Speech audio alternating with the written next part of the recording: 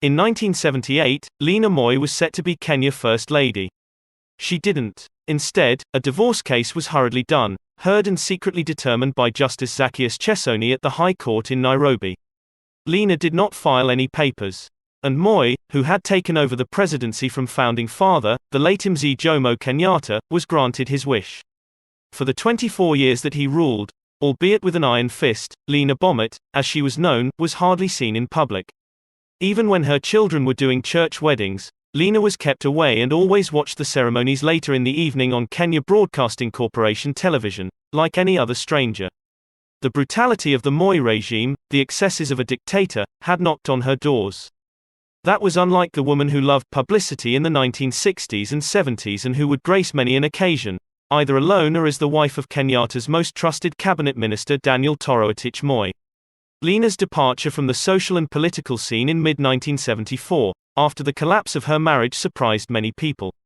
Moi had abandoned her at Eldama Ravine and settled far away with the children, apart from his oldest son, Jonathan. Jonathan had opted to stay with his mother. As Moi succeeded Mzee Kenyatta, Lena became isolated and guarded. She could no longer appear at national events nor address any meeting, something she had always done. A local school that had her name, Lena Moi Primary School, was renamed Moi Primary, thus erasing a bit of her history.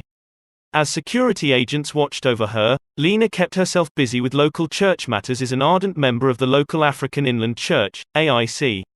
It was at the AIC that the young Helena Bommet, as she was known, had met the young tall and handsome orphan boy, Moi.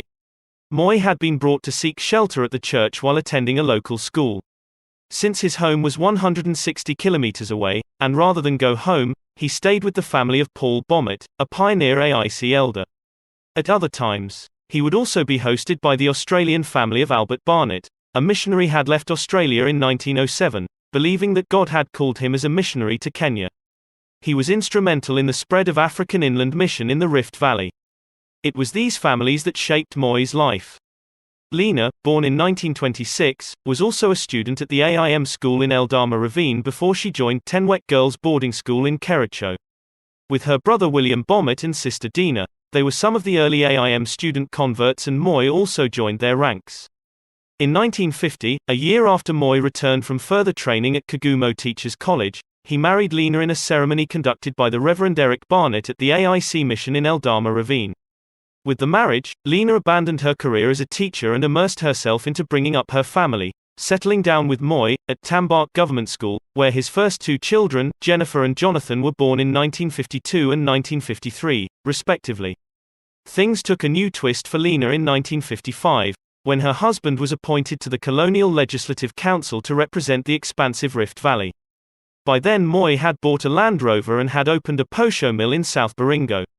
Rather than settle with his new bride, he started crisscrossing the Rift Valley as the region's senior-most politician.